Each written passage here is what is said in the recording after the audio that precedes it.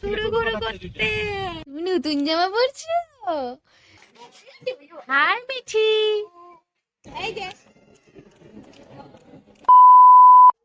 Hello বন্ধুরা, welcome to my another blog. আজকে আমার ব্লগটি হচ্ছে এই ছোট্ট মিঠি সোনাকে নিয়ে।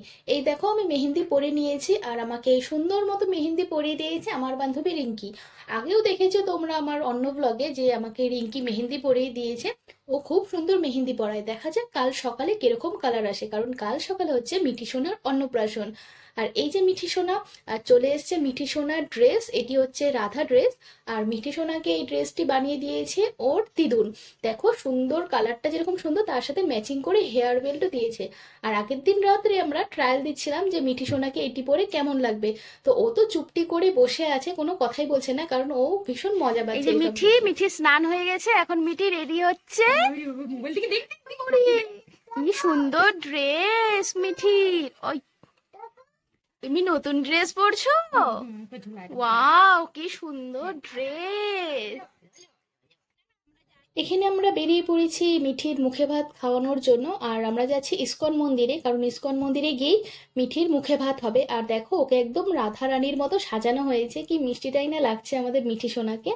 আর চলে এসেছি আমরা ইসকন মন্দিরে, গিয়ে দেখি ওখানে পুজো হচ্ছিল। আর কিছুক্ষণ আমরা ওয়েট করছিলাম, তারপরে ঠাকুর মশাই বসে পড়লো মিঠিকে ভাত খাওয়ানোর জন্য।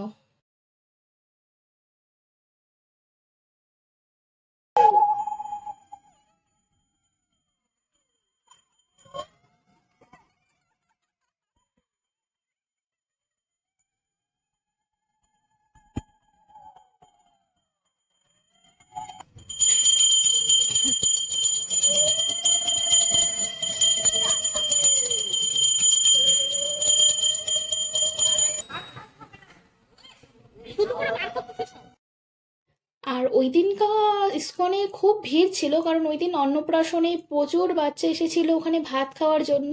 আর দেখো সব বাচ্চা খুবই মিষ্টি দেখতে, আর সবাই চুপটি করে বসে আছে ভাত খাওয়ার জন্য। আর এখানে পুরোহিত মশাই মিঠি সোনাকে নিয়ে গিয়েছে ঠাকুরের কাছে আশীর্বাদ দেওয়ার জন্য। আর মিঠি সোনা এখানে দেখো চুপ করে বসে আছে, কোনো কান্নাকাটি কিচ্ছু নেই। ও আরো ভীষণ মজা পাচ্ছে এইসব করতে। আমাদের সব রিচুয়াল কমপ্লিট, তো এখন আমরা বাড়ি যাচ্ছি। যেহেতু সাইডে অনেক মানুষজনের ভিড় ছিল, তো আওয়াজ আমি যেগুলো বলছিলাম ওগুলো শোনা যাচ্ছিল না, তো আমি মিউট করে দিয়েছি। তো বাড়ি এসে এখন মিঠি সোনার যেহেতু মামা নেই, তো এখানে মিঠি সোনার দাদু ওকে ভাত খাওয়াচ্ছে। আর এই টাইমটাতে মিঠি সোনা একদম খেতে চাচ্ছিল না, কারণ এই টাইমে ওর ঘুম পেয়ে গিয়েছিল আর খিদাও পেয়েছিল। তো এখন ভীষণ কান্না করছে, কিন্তু যেহেতু নিয়ম সেহেতু তোকে খেতেই হবে, তো খাচ্ছে। আর এই যে গিফট পেয়েছে মিঠি সোনা, তো আমি এত সুন্দর গিফটটা ওকে পরিয়ে দিচ্ছি। মিঠি সোনার ভীষণ পছন্দ হয়েছে, দেখো এখানে চুপটি করে বসে আছে পড়ার জন্য। এই যে আর মিঠি, এই যে আমার আর মিঠির রাতের লুক, আমি খুব সিম্পল ভাবে একটু সেজে নিয়েছিলাম।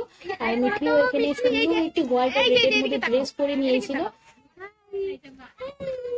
আর আমার দিদিও ব্লগ করছে, তো ওর ব্লগ নাম তো তোমাদের আগেও বলেছি আমার ব্লগে, রিয়া সাহা ব্লগ।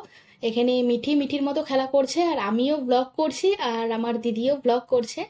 আর এখন বাজে রাত 11টা, আর মিঠির দেখো সারাদিন ঘুমোয়নি, তাও কত খুশি আছে। এই যে রাত বাজে 1টা, প্রিয়াংশ এখনো ঘুমায়নি আর আমাদের খাওয়া দাওয়া হয়নি। হ্যাঁ, গাড়ি কই? তুমি ভাত খেয়েছো? তোমার ভাষা কেউ বুঝতে পারছে না। কই তোমার গাড়ি কোথায়? আচ্ছা ঠিক আছে, বুঝছি আমি। ঠিক আছে, এখন আজকের মতো এইখানেই টাটা, দেখা হবে নেক্সট ব্লগে। টাটা করে দাও Priyansh. Good night. Good night.